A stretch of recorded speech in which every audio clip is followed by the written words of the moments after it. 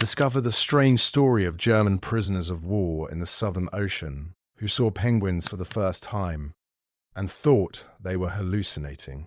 In this fascinating video, learn how an unfamiliar animal became a moment of disbelief far from home. 1943, far from Europe, farther than most of them had ever imagined the world could stretch. The German prisoners had stopped asking exactly where they were. After capture, at sea, there had been ships, then another ship, then a long stretch of grey water that seemed endless. Cold winds, rough waves, no familiar stars at night. By the time land finally appeared, it didn't look like any place they knew. Low hills, treeless stretches, a coastline battered by wind and white surf, and a camp, barbed wire, wooden huts, British guards with heavy coats and accents some of the prisoners struggled to understand. They had been sent to a remote outpost in the far south, a place chosen for one simple reason: no one was escaping from here. The ocean itself was the prison wall. Life in the camp was quiet, isolated, ruled by wind and weather more than by guards. Letters took months. News from home came in fragments. The war felt distant, like something happening in another lifetime. Work details were small: maintenance, unloading supply ships, repairing storage sheds near the shoreline. It was during one of those work days that the moment happened. A group of prisoners was clearing driftwood from a narrow strip of beach below the camp's supply depot. The sky was pale, the air sharp with salt. One of the men stopped walking. "Was ist das?" he muttered. Ahead, near the waterline, something was moving. Small shapes, black and white, upright. The others squinted. For a second, one of them laughed nervously. British soldiers? But the shapes waddled, not marched. They moved in clumsy little steps, flapping stubby wings for balance. One of the creatures tripped over a rock, rolled slightly, then stood back up and continued toward the sea like nothing had happened. The prisoners stared. "Virgil," one whispered. "Birds." But they weren't like any birds they knew. They didn't fly. They stood like tiny men in formal coats, and there were dozens of them, scattered along the shore, diving into the freezing water and popping back up again. A guard walked past, barely glancing at the scene. One of the prisoners pointed. "What is that?" The guard followed his finger, then shrugged casually. Penguins. The word meant nothing to most of them. Ping. "What?" "Penguins," the guard repeated. "Birds. Can't fly. Live down here." The prisoners looked back at the beach, stunned. One shook his head slowly. "We are at the end of the world." And in a way, it felt true. Back home, their world had been forests, cities, farms, roads lined with stone houses. Even the oceans of Europe felt connected to trade routes, ports, familiar geography. But this place felt like the planet had run out of land and simply stopped. No trees, no towns beyond the tiny settlement near the harbor, just wind, rock, and these strange birds that moved like comedians in oversized coats. During breaks, the prisoners found themselves watching the penguins more than the guards. They watched them argue over pebbles, slide on their bellies over wet sand, stand in groups as if holding serious meetings about nothing at all. One prisoner, a former school teacher, began sketching them in a small notebook he carried. "Why draw birds?" another asked. He shrugged. "Because no one at home will believe this place is real." The sight did something unexpected. For a few minutes at a time, the war disappeared. There were no tanks, no bombers overhead, no shouted commands, just waves, wind, and ridiculous birds wobbling into the sea. One afternoon, A penguin wandered closer to the work area than usual. The men froze, unsure if they were allowed to move. The bird tilted its head, staring back with round, unbothered eyes. A prisoner slowly crouched, holding out a hand not to touch, just to be closer. The penguin made a strange braying sound, then waddled past him like he was a rock. The guard watched, amused. "Don't worry," he said. "They don't care who wins the war." The prisoners chuckled quietly. It was the first time many of them had laughed without bitterness in months. That night, back in the barracks, the conversation was different. Not about rumors from the front, not about rations or release dates, about penguins. "Did you see how they walk? Like little officers with no discipline," someone joked. Another shook his head. "We fought across half of Europe and end up guarding birds at the bottom of the world." The absurdity of it settled in. The war that had felt so enormous, so all-consuming, suddenly seemed very far away on that lonely southern shore, because the penguins didn't care about flags, or speeches, or borders drawn on maps. They lived, argued, fished, and slept exactly as they always had, long before the war, long after it would end. Years later, when some of those men finally returned home, the story that surprised their families most wasn't about battles or prison camps. It was about the birds. "You're telling me," a son once said, "that during the war you watched penguins?" The old man smiled faintly.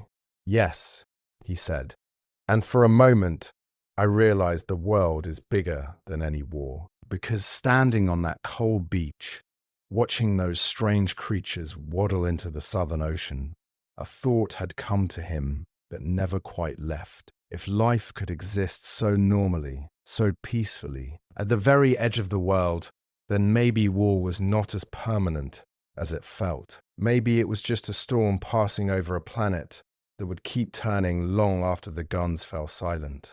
And maybe, just maybe, even a prisoner at the end of the earth could look at a penguin and remember what peace looked like. The penguins became part of their routine. Not officially, not written into any camp schedule, but everyone knew that if your work detail was near the shore, you'd steal glances between tasks, scanning the rocks and surf for the familiar black and white shapes. It was strange how quickly something so small could become important. In a place defined by fences and distance, the birds felt like visitors from a different reality, one that had nothing to do with uniforms or barbed wire. Winter came hard. The wind sharpened, cutting through coats and gloves. Waves crashed louder, spraying ice-cold mist over the shoreline. But the penguins were still there, huddled in tight groups against the cold, taking turns facing into the wind. One prisoner watched them for a long time, then said quietly to the guard beside him, "They protect each other." The guard nodded. "That's how they survive down here." The prisoner didn't answer, but the thought stayed with him. Survival wasn't always about strength alone. Sometimes it was about standing close enough that the wind hit everyone a little less. As months passed, the men learned the rhythms of the colony, when the birds would come ashore, when they would vanish into the sea for days, when the young ones, smaller and clumsier, would appear and stumble after the adults. One day, a supply ship arrived with newspapers weeks old. The war in Europe was shifting, cities falling, fronts collapsing. The prisoners gathered around, scanning headlines in languages they barely understood now. Some faces tightened, some went blank. Later that afternoon, a work detail went down to the beach. The ocean looked the same. The wind felt the same, and the penguins were there, arguing over nesting spots, like nothing in the world had changed. One prisoner let out a slow breath. "The world is ending," he said, half to himself. "And they are worried about rocks." Another replied, Maybe that's the smarter way to live. When the war finally ended, the news reached the camp quietly. No celebration, no ceremony, just a message delivered. Guards slightly less tense, routines slowly relaxing. The prisoners walked to the shore that evening, on a supervised break. The sky burned orange over the southern ocean. Penguins dotted the water, little silhouettes diving and surfacing. One of the men who had been there since the beginning, the schoolteacher who drew them, closed his notebook. "When I get home," he said, "no one will ask me about this place." Another glanced at him. "They'll ask about the war." He nodded. "Yes, but this," he gestured toward the birds, the waves, the empty horizon. "This is what I will remember when I want to forget the rest." Years later, back in Europe, he kept one of those sketches folded inside a book. A simple drawing of a penguin, a little crooked, standing against a line that represented the sea. His grandson found it once and laughed. "What is this funny bird?" The old man smiled. "That," he said, "is how I learned the world is too big for hatred to fill it. Because at the very bottom of the map, where the war felt small against the endless ocean, a group of prisoners had watched penguins waddle across a frozen shore and remembered, if only for a few quiet minutes at a time, that life goes on in places untouched by human madness. And that thought stayed with them long after the fences were gone. For some of the men, the memory of that shoreline never faded. Long after cities were rebuilt and borders redrawn, they would still dream of wind over grey water and the awkward shapes moving along the surf. Not nightmares, something quieter than that. A reminder. One former prisoner became a geography teacher. Every year, when the class reached the southern hemisphere, he would pause at the bottom of the map. Students would groan, expecting another lecture about trade routes or climates. Instead, he would tap the map gently. "People think history only happens where armies are," he'd say. "But the world is bigger than our wars." Sometimes he would tell them about birds that couldn't fly, living on coasts so remote that the noise of battle never reached them. He never mentioned barbed wire. Never said he had been a prisoner, but his voice always softened when he spoke about the ocean. Another man, who had rarely spoken about the war at all, took up woodworking. In his workshop, tucked between shelves of tools, sat a small carved figure, round body, short wings, beak tilted slightly upward, a penguin. His wife once asked why he kept it. He ran his thumb along the smooth wood before answering. Because once, when everything in the world felt broken, he said, "I saw something that didn't even know we were fighting." That thought had comforted him more than he could ever explain. For all of them, the penguins became symbols of something they couldn't quite name back then. Perspective, the understanding that human conflicts, no matter how vast they feel, are still just one part of a planet filled with life that continues regardless. Storms come, storms go, but the tides keep moving. The birds keep returning to the same shores, and the earth keeps turning under open skies that belong to no single nation. In old age, when asked what surprised them most about the war, a few of those former prisoners gave an answer: no, one expected. Not the weapons, not the destruction, not even captivity, they said. How small it all felt when you stood at the edge of the world. Because there, beside the Southern Ocean, watching penguins dive into freezing waves without a care for flags or borders, they had glimpsed something rare in wartime: distance. And in that distance, they found a strange kind of peace, a reminder that beyond every battlefield, beyond every prison camp, beyond every speech and slogan, there is still a wider world. Quiet, endless, and completely uninterested in who wins our wars. Years later, reunions were held, not of soldiers, of former prisoners. Small gatherings in quiet halls, coffee poured into simple cups, name tags pinned to jackets worn by men with grey hair and slower steps. They spoke about many things: missing years, lost friends, rebuilding lives from rubble. And sometimes, eventually, someone would bring it up. Do you remember the birds? Smiles would spread around the table. The ones that walked like little officers. The one that stole your lunch bread. Laughter, soft but real. For a moment, they weren't old men with heavy memories. They were young again, standing on a windy shore at the end of the world, watching penguins argue over pebbles, while history raged somewhere far beyond the horizon. One man admitted something he had never said before. "That place saved me," he said quietly. Others looked at him, surprised. He shrugged.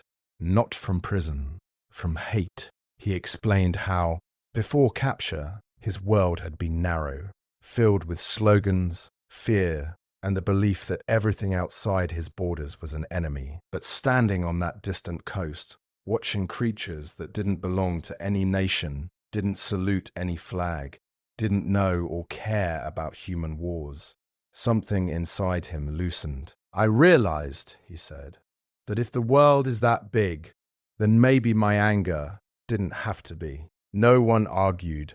Many nodded. The strangest part was how such a small, almost ridiculous memory carried so much weight. Not a battle, not a daring escape, just birds that couldn't fly, waddling across a beach while prisoners watched from a distance. But sometimes, healing doesn't begin with grand events. Sometimes it begins with something that reminds you life is still ordinary somewhere, still peaceful somewhere, still moving forward without permission from generals or governments. In their final years, some of the men returned to the sea. Not the same ocean. That was too far, too cold, too distant in every way. But any coastline would do. They would stand, looking at the horizon, hands in coat pockets, listening to waves roll in and out. And in the sound of the water, they heard an echo of that southern shore, a place where the war had briefly shrunk, where the sky had felt larger than fear, where penguins had walked past prisoners of war, completely unimpressed. History remembers dates, divisions, and decisions. But the men who stood on that beach remembered something else, that the world is wider than conflict, that life continues in places untouched by our anger, and that sometimes, at the very edge of the map, a person can rediscover their humanity simply by watching a bird waddle into the sea. And as time moved on, those memories became stories passed down at kitchen tables, in quiet living rooms, and during long walks with grandchildren who asked innocent questions. What was the war like? It was never an easy question, so sometimes, instead of describing gunfire or loss, they told the penguin story about the cold wind, the endless ocean, the strange birds that looked like they were wearing tiny formal suits. Children would laugh. "Really? Penguins?" The old men would nod, smiling. And in that moment, the war became something distant, softened by the absurdity of nature, continuing as if none of it mattered, because in the grand timeline of the planet, it didn't. One former prisoner wrote, in a journal near the end of his life, "We thought the world was only what we were fighting over: land, borders, pride. But at the bottom of the earth, birds who could not fly were living their lives without any idea we existed. That is when I understood how small we are and how precious peace really is." His family found the journal years later. Tucked inside was a faded sketch, a simple line for the sea, a small shape for a penguin, and above it, a wide, empty sky. The camp itself is long gone now, wood rotted away, fences dismantled, buildings erased by time and weather, but the coastline remains. Waves still crash against the rocks. Wind still sweeps across the shore. And penguins, descendants of the same colony, still gather there, diving into the Southern Ocean just as they did during the war. They never knew they were part of anyone's story, never knew they helped a group of young prisoners remember that the world was bigger than hatred. They simply lived. And maybe that was the lesson all along, because sometimes the most powerful reminders of humanity don't come from people at all. Sometimes they come from the quiet persistence of nature, from creatures who carry on generation after generation under the same open sky, unmoved by borders, untouched by propaganda, and completely unaware of the wars that humans believe define everything. At the edge of the world, German prisoners once watched penguins disappear into cold, endless water, and in that simple, ordinary moment, they saw a future where the war was already over. After the reunions grew smaller and the years grew quieter, the story began to fade from public memory. It was never in textbooks, never in documentaries. No medals were given for watching birds on a distant shore. But in private, in the spaces between generations, it endured, a quiet counterweight to louder memories. One grandson, sorting through old belongings after his grandfather passed, found a small box of keepsakes, a worn compass, a faded photograph of a group of thin young men standing near a rocky beach, and a smooth, grey stone. Taped to the stone was a note in careful handwriting, from the beach at the end of the world. The grandson turned the stone over in his hand, confused. There was no explanation of battles or camps, just that. Years later, traveling abroad, he would see a nature documentary showing penguins along a remote southern coastline. And suddenly, the pieces connected. The stone, the quiet tone in his grandfather's voice when he spoke about the sea, the way he always said, "The world is bigger than we think." Memories like that don't shout. They don't demand monuments. They live softly, shaping the way people see strangers, the way they speak about other nations, the way they hesitate before turning differences into enemies. Because once you've stood at the edge of the world and realized life continues peacefully beyond your conflict, it's harder to believe that war is the center of everything. The penguins never knew any of this. They never knew that for a group of homesick young prisoners, their clumsy walk and stubborn routines brought moments of calm in a time ruled by fear. They never knew they helped shrink a war. Just for a few minutes at a time, they simply followed the seasons, returned to the same shores, raised their young, and dove into the same cold waters, under the same wide sky, year after year, decade after decade, long after the men who watched them were gone. And maybe that is the quiet truth those prisoners carried home. That history feels enormous while you're inside it. But step far enough away to a lonely shore at the bottom of the map, where penguins waddle across the sand, and you realize something humbling. The world does not revolve our wars. It keeps breathing, it keeps moving, and it waits patiently for us to remember how to live in it without tearing it apart. And that's where this story comes to rest. Not with gunfire, not with borders, but with waves rolling against a distant shore, and penguins walking across the sand, unaware they ever shared the horizon with a world at war. Sometimes history's most powerful moments aren't the loud ones. Sometimes they're the quiet realizations that come when everything else falls away. And we see how small our conflicts really are. If this story gave you a new perspective, tell us in the comments what moment stayed with you the most.